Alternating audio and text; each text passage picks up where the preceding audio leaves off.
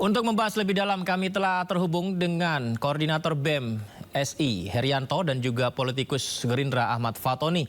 Saya sapa narasumber istimewa saya malam ini. Selamat malam, Assalamualaikum semuanya, apa kabar? Kabar baik, waalaikumsalam. Siap, Mas. Baik. Sehat-sehat. Terima kasih banyak sudah bergabung di Dialog Sindo Prime. Saya ke Mas Herianto dulu. Mas Herianto, tadi kita dengarkan Mensesnek Pak Prasetyo Hadi bilang Indonesia baik-baik saja kok, bukan Indonesia gelap. Benarkah demikian, Mas Herianto? Ya, kalau kita merespon sebagai pemerintah memang harus gitu ya melihat Indonesia. Karena yang kita lihat, Indonesia gelap sebenarnya adalah persentase dari kemarahan masyarakat dan situasi kebijakan hari ini. Pemerintah selalu menghadirkan kebijakan yang tidak pernah ada terangnya di masyarakat, terkhusus mahasiswa. Makanya kenapa Indonesia gelap. Dan sekaligus itu juga penegasan terhadap pemerintah yang mengimpikan 2045 menjadi generasi emas. Namun sisi lain, bagaimana kita mau menjadi generasi emas dalam sektor pendidikan kita dikengkang, kemudian bagaimana aspek-aspek lapangan pekerjaan bagi anak muda begitu sulit. Sehingga kita rasa ini begitu gelap di negara kita. Nah, itu latar belakang Indonesia kita tanjuk Indonesia gelap, Mas. Baik, Mas Herianto, ini soal efisiensi anggaran yang dikritik. Pemerintah menegaskan tidak berpengaruh ke pendidikan dan juga tidak akan berpengaruh terhadap adanya PHK dan lain sebagainya. Karena hal itu efisiensi hanya untuk hal-hal yang tidak terlalu penting begitu, seperti kunjungan ke luar negeri dan lain sebagainya gitu. Nah, ini bantahan dari pemerintah ini apakah cukup untuk para mahasiswa sehingga aksi demo tetap saja dilakukan hari ini, Mas Herianto? Ya, untuk menanggapi efisiensi anggaran ini ya, salah satu kenapa sebenarnya mahasiswa gerak begitu serentak di daerah, itu sesuai dengan konsolidasi kita ya pada tanggal 15 September lalu, itu hari Senin, Selasa itu adalah aksi serentak di daerah. Kemudian Rabu pun begitu dan Kamis menjadi puncaknya kemarin aksi dan ditemui oleh Pak Mensesnek bahwa kita menegaskan efisiensi anggaran ini memang satu sisi adalah menghilangkan lemak-lemak dari kementerian tersebut atau ladang-ladang korupsi dari setiap kementerian. Nah, satu sisi yang kita lihat, kenapa mahasiswa begitu marah? Karena rumahnya sendiri dikenai oleh efisiensi, yaitu aspek pendidikan. Sedangkan di dalam undang-undang telah dijelaskan bahwa negara harus itu diwajibkan untuk mengakomodir bagaimana kemajuan dalam sektor pendidikan. Nah, sektor pendidikan kita bukannya dipangkas, harusnya ditambah. Karena itu menunjang bagaimana kinerja ataupun langkah-langkah dalam cetak generasi emas ataupun generasi yang cerdas dalam bagaimana membentuk undang-undang, yaitu mencerdaskan kehidupan bangsa di dunia pendidikan, Mas.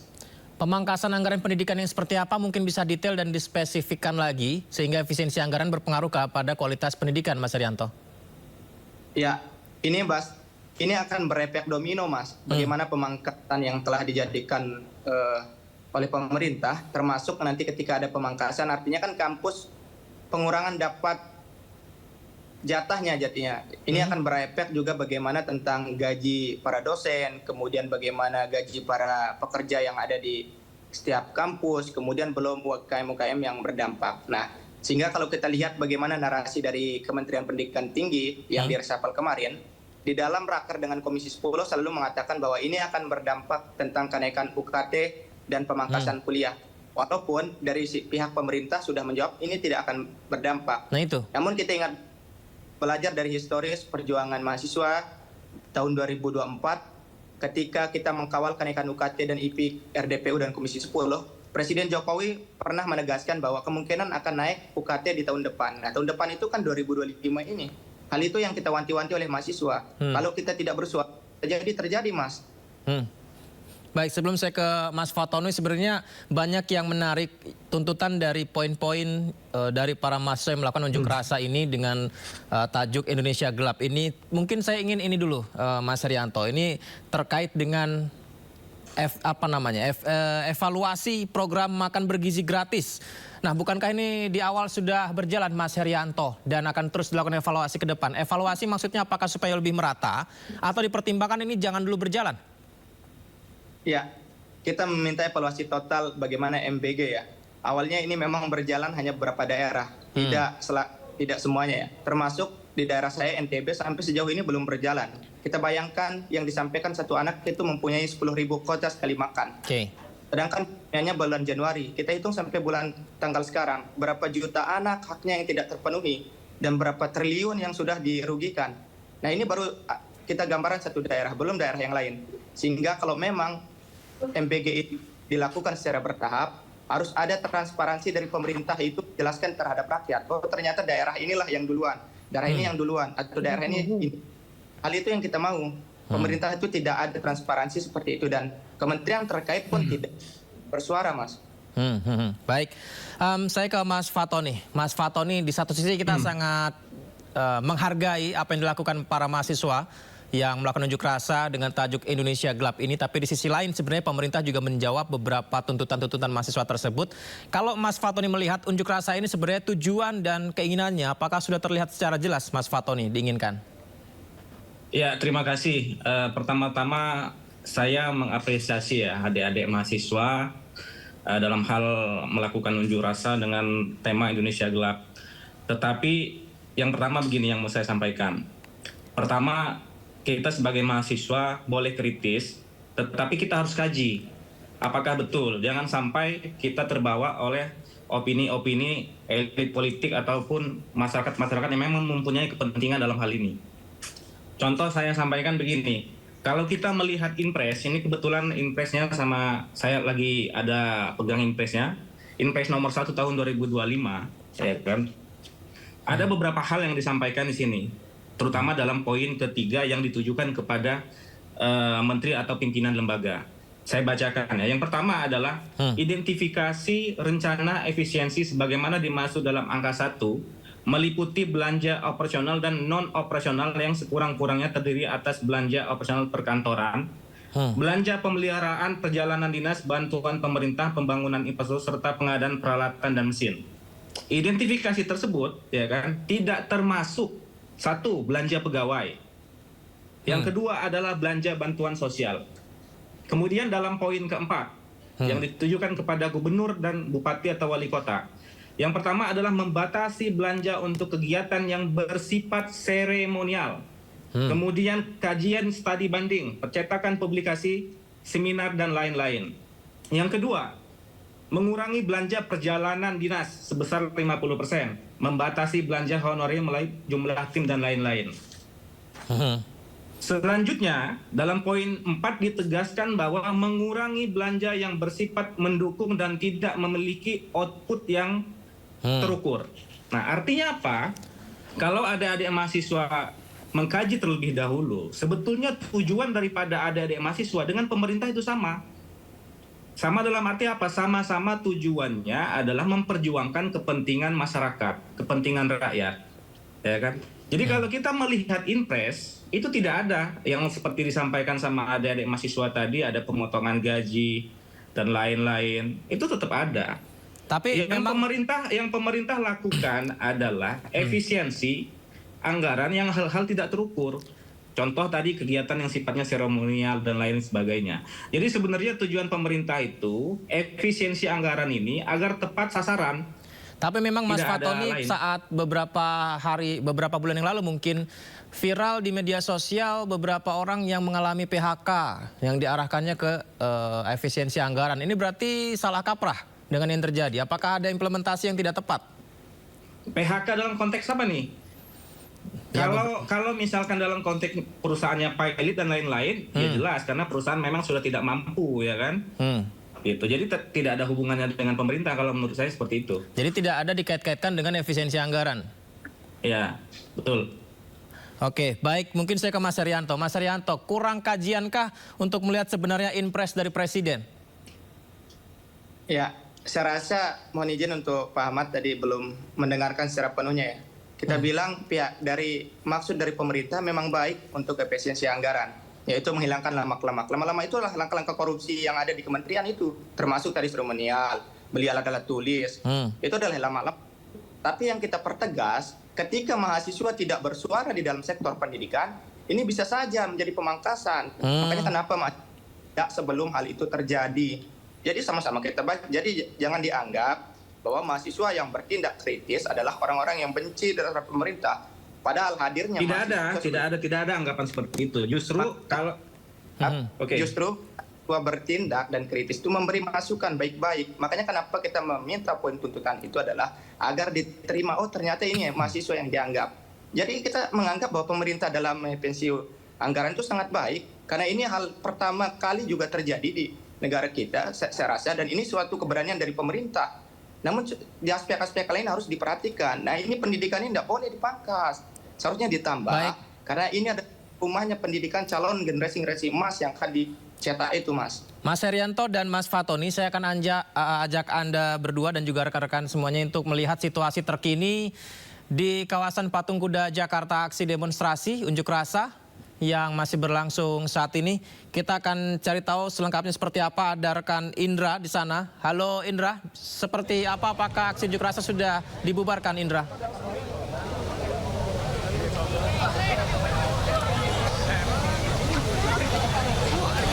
Ya, selamat malam Yudi dan juga pemirsa. Dapat kami informasikan bahwasanya sampai hari ini atau malam hari ini masa aksi yang dalam koalisi masyarakat sipil masih tetap bertahan. Meskipun ada instruksi masa aksi ini hanya berlaku hingga pukul 18.00 waktu Indonesia Barat ataupun pukul 6 sore. Namun hingga malam hari ini koalisi dari masyarakat sipil dan dari bermacam organisasi dari masyarakat, buruh, mahasiswa masih melakukan orasi pada malam hari ini. Dan sempat kami juga melihat yang awalnya kondusif, namun akhirnya ini dari masyarakat melemparkan sejumlah petasan terhadap pihak kepolisian, yang mana mereka enggan untuk dibubarkan lantaran mereka, kalau kami bisa informasikan, salah satu koordinator lapangan ini menginginkan melakukan orasi hingga pukul 21.00 waktu Indonesia Barat. Dan masa aksi ini tidak menuntut apapun ataupun tidak menunggu jawaban dari pemerintah terkait 13 aspirasi yang diajukan ataupun digaungkan begitu. Yang mana mereka hanya ingin tetap melakukan orasi hingga pukul 9 malam. Dan ada pun juga 13 aspirasi yang perlu diketahui Yudi dan juga pemirsa. Salah satunya mereka menginginkan ciptakan pendidikan gratis, ilmiah, dan demokratis. Pendidikan adalah hak fundamental setiap warga negara. Dan mereka menginginkan cabut PSN bermasalah untuk mewujudkan reforma agraria sejati. Selain itu juga tolak Undang-Undang Minerba. Revisi Undang-Undang Minerba hanya menjadi alat pembungkam bagi rezim untuk kampus-kampus dan lingkungan akademik ketika bersuara kritis. Selain itu juga mahasiswa dan juga organisasi lain juga menginginkan hapuskan multifungsi TNI. Keterlibatan militer dalam sektor sipil berpotensi menciptakan represi dan menghambat kehidupan demokratis. Selain itu juga para aksi juga menginginkan sahkan RUU masyarakat adat membutuhkan perlindungan hukum yang jelas atas tanah dan kebudayaan mereka. Selain itu evaluasi Impres nomor 1 tahun 2025, instruksi Presiden ini dinilai sebagai ancaman terhadap bagian-bagian yang justru menjadi kepentingan rakyat seperti pendidikan dan kesehatan. Selain itu juga mereka menginginkan evaluasi terkait total program makan bergizi gratis, karena dinilai program makan bergizi gratis ini harus dievaluasi secara menyeluruh agar tepat sasaran, terlaksana dengan baik dan tidak menjadi alat politik semata.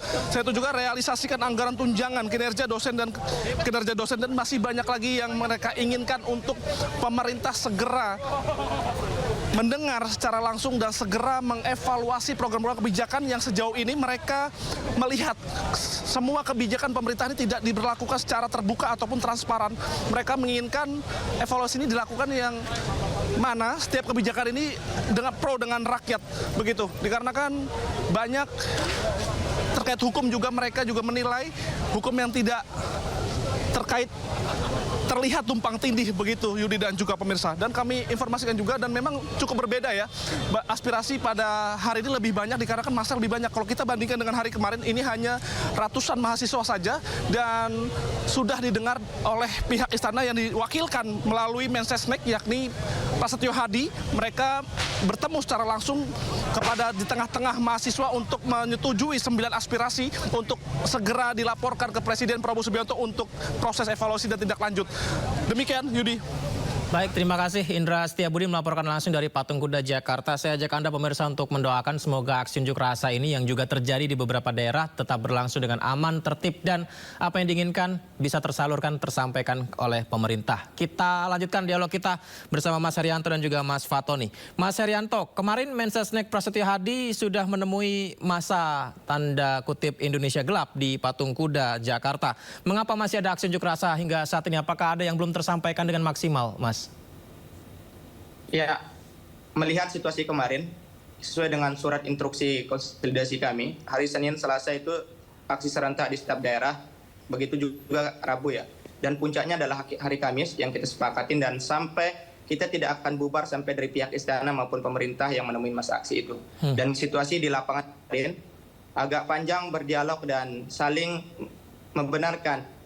Pihak istana meminta masa perwakilan Korlap untuk masuk ke dalam, namun masa aksi tidak mau.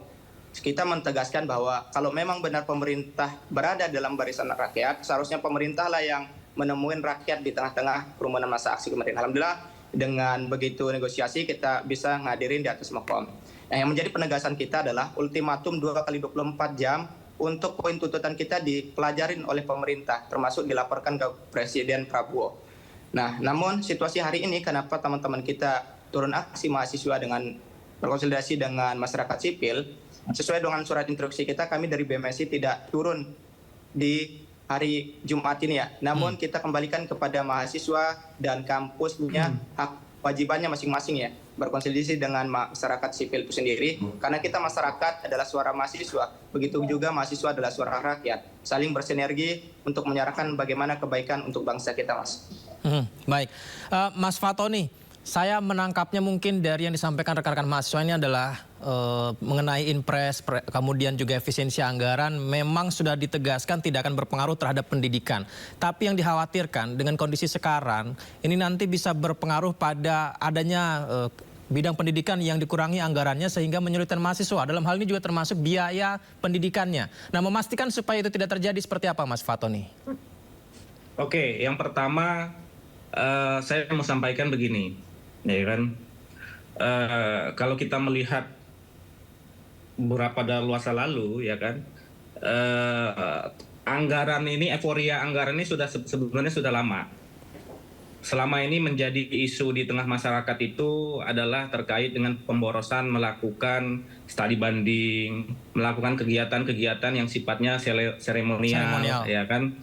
Nah, mungkin ada pihak-pihak, saya menduga ada pihak-pihak yang selama ini terbiasa menikmati hal tersebut menjadi terganggu. Sehingga membentuk opini bahwa Indonesia gelap. Padahal menurut saya gelapnya di mata elit, bukan di mata masyarakat. Ya kan? Justru di mata masyarakat ini terang benderang. Kenapa? Karena kalau kita melihat dari Inpres nomor 1 tahun 2025, jelas di situ dinyatakan bahwa efisiensi anggaran itu tidak menyangkut hal-hal yang substansi. Jadi efisiensi anggaran itu ditujukan untuk hal-hal yang selama ini tidak terukur, gitu. Jadi saya meminta kepada adik-adik mahasiswa. Pertama saya sampaikan bahwa saya pernah mahasiswa dan saya juga pernah melakukan hal yang sama, ya kan? Melakukan turun aksi ke jalan karena melihat adanya ketidakadilan, ya kan. Tapi kita juga harus cerdas dan kita harus kritis. Kita harus melihat, ya kan, apakah betul efisiensi anggaran ini tujuannya tidak baik, apakah betul tujuannya baik. Kalau memang tujuannya baik, ya kita dukung program pemerintah, ya kan. Apalagi Pak Presiden kita ini menjabat belum 1 tahun, kita biarkan dulu gitu kan, pemerintah bekerja dengan baik. Yang kedua, kita sudah melihat bahwa kemarin Pak Mensesnek turun langsung menemui adik-adik mahasiswa dalam hal ini mewakili pemerintah dan berjanji akan melakukan dialog kepada mahasiswa. Menurut saya ini poin plus, ya kan, pemerintah tidak anti kritik, pemerintah dengan cepat tanggap, ya kan, mengakomodir aspirasi dari teman-teman adik-adik mahasiswa untuk melakukan diskusi. Seperti apa? Tujuannya apa? Tujuannya sama-sama untuk kepentingan masyarakat Indonesia. Mungkin itu pesan dari saya buat adik-adik mahasiswa. Baik, Mas Fatoni dan Mas Herianto, semoga saja dialog kita juga bisa mewakilkan apa yang disampaikan rekan-rekan mahasiswa dalam unjuk rasanya ya. Dan ini tersampaikan langsung oleh pemerintah dan tujuan utamanya adalah untuk masyarakat. Terima kasih, selamat malam. Assalamualaikum.